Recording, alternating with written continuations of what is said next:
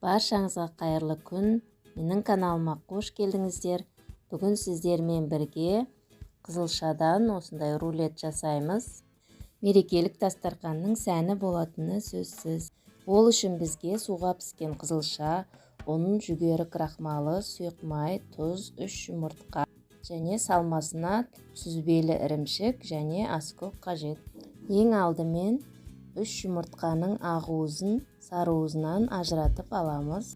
Жұмыртқаның ақуызын салатын ыдысымыз құрғақ болу керек, сонда жақсы көтеріледі. Сарыуызы араласып кетпеу керек ақуызға. Достар, менің каналыма тіркеліп кетуді ұмытпаңыздар. Видео ұнап жатса лайк басып, комментарий қалдыруды ұмытпаңыздар. Жарты шай қасық қант салып, жақсылап миксерлейміз. Бірінші жай жылдамдықтан бастаймыз, одан соң жылдамдықты көтереміз. Аппақ болып, көлемі ұлғаяды. Осылай ыдысымызды төңкергенде түсіп кетпеу керек. Кемінде 5-10 минут миксерлейміз. Енді піскен қызылшаны күштен өткіземіз. 3 жұмыртқаның сарыуызын саламыз. Жарты шай қасық тұз саламыз. Жақсылап араластырып аламыз. 1 ас қасық сұйық май қосамыз. Жақсылап араластырып аламыз. 40 грамм ұн саламыз. Және 40 грамм крахмал, жүгері крахмалын саламыз. Жақсылап араластырып аламыз біркелкі болғанша.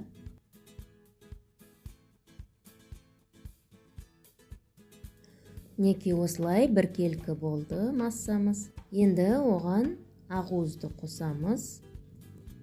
Аз-аздан бөліп қосып араластырсаңыз болады. Мен бәрін бірден салып жібердім.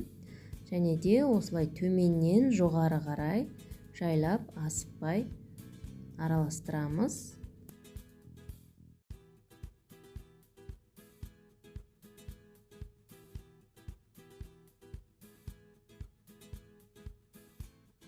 Біркелкі масса болғанша жақсылап араластырамыз. Пештің табасына пергамент қағазын төсеп майлап шығамыз. Сұйық массамызды құйып жайып аламыз.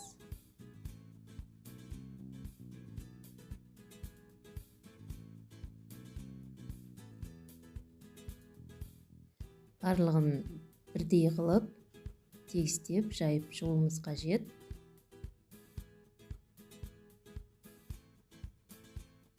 Одан кейін алдын ала қызып тұрған пеште 180 градуста 15 минут пісіріп аламыз. Бисквитіміз пісем дегенше ішіне салмасын дайындап аламыз. Аскөкті осылай ұсақтап тураймыз. Сүзбелі ірімшікті ыдысымызға саламыз.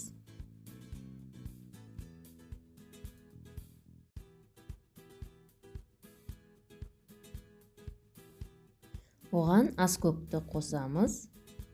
Жақсылап араластырып аламыз.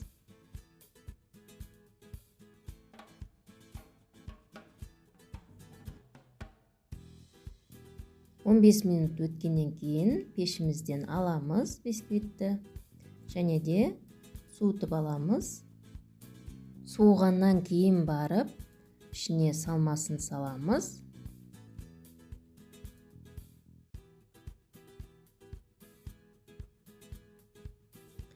Осылай жақсылап тегістеп жайып шығамыз.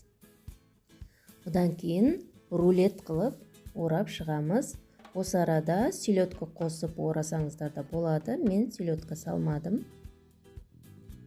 Одан кейін пищевой пленкаға орап, тоңазытқышқа 1 сағатқа салып қоямыз.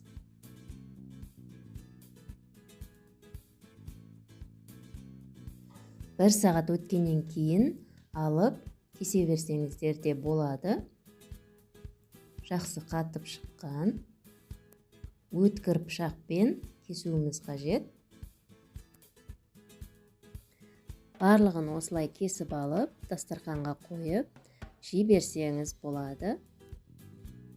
Немесе мерекелік дастарханға қоятын кезде түнімен тоңазытқышқа қойып, ертеңіне дастарханыңызға кесіп, осылай әдемілеп, сәндеп қойсаңыздар болады. Міндетті түрде жасап көріңіздер, баршаңызға ас болсын.